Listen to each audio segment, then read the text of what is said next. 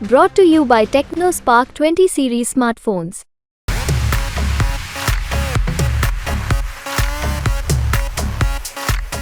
कोई ठेस पहुंची हो तो ऐसे सभी साथियों से मैं क्षमा चाहता हूं। तो ऐसी बातों को भुला करके पुनः मैं हाथ जोड़ के आपसे प्रार्थना करता हूं।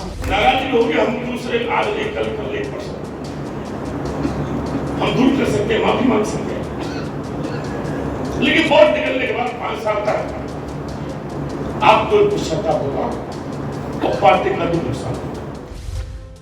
एगो माफी दे दो जनता जी, छोटी छोटी बातों को भुला दो जनता जी, मोदी जी के नाम पर वोट दे दो जनता जी। ये सुरले ताल बीजेपी प्रत्याशियों में देखने को मिल रहा है।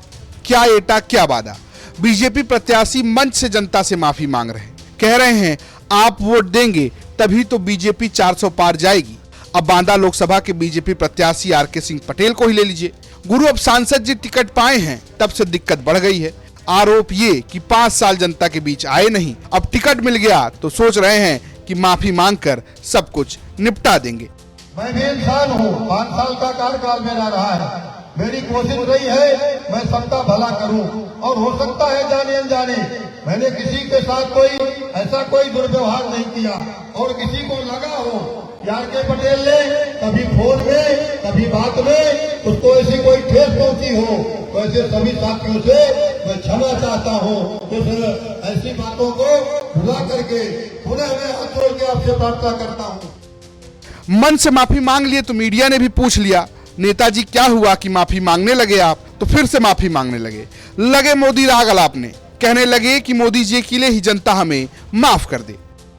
मैं अपने कार्यकर्ताओं से माफी फिर मांगता हूं, आपके माध्यम से भी कह रहा हूं। वजह क्या हो गई? जिंदगी में आर.के. पटेल इंसान है, 30 साल से राजनीति कर रहा हूं और जनता के बीच में सेवा कर रहा हूं। मैंने कोई बुरा काम नहीं किया, किसी को लड़ाया नहीं, किसी का नुकसान नहीं किया, किसी को कहीं पर प्रताड़ित होने के लिए मैंने कोई ऐसा काम नहीं किया। लेकिन फोन में कार्यकर्ताओं को अगर लगा हो कहीं पर फोन करते समय, मैं भी इंसान हूं, कहीं भाषा में कोई मेरी किसी को लग गया हो कि आर.के. पटेल ने मेरा फोन नहीं उठाया है, आर.के. पटेल मेरे शादी में नहीं आया है, मेरे कार्यक्रम में नहीं पहुंचा, तो ऐसे सारे देवतुल कार्यकर्ताओं से मैं माफ़ी चाहता हूं।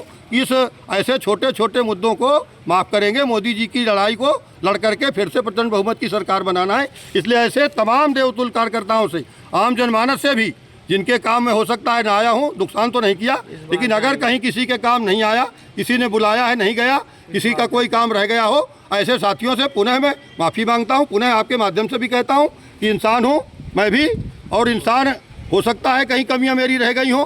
मैं कोई भगवान तो हूँ नहीं, कमियाँ तो ढूंढेंगे तो बहुत मिल जाएंगी। तो इसलिए उन कमियों को अगर कोई हो मेरे अंदर, उन कमियों को के लिए मैं उनसे माफ़ी मांगता हूँ। ये पहले बीजेपी प्रत्याशी नहीं है। ओपी राजभर के बेटे अरविंद राजभर तो हाथ गोड़ जोड़कर माफी मांग चुके हैं। वहीं एटा के बीजेपी प्रत्याशी का हाल ऐसा ही है। वैश्य समुदाय से एक मंच पे माफी मांगते नजर आ चुके हैं। नाराजगी होगी, हम दूसरे आज ले कल ले परसों हम दूर कर सकते हैं, माफी मांग सकते हैं, लेकिन वोट निकलने के बाद 5 साल तक आपको पश्चाताप होगा और पार्टी का भी नुकसान। जहाँ तक गलती की बात है, गलती तो भगवान ही तो हम है नहीं, गलती कहीं ना कहीं होती है, उसके लिए मैंने खेद प्रकट किया।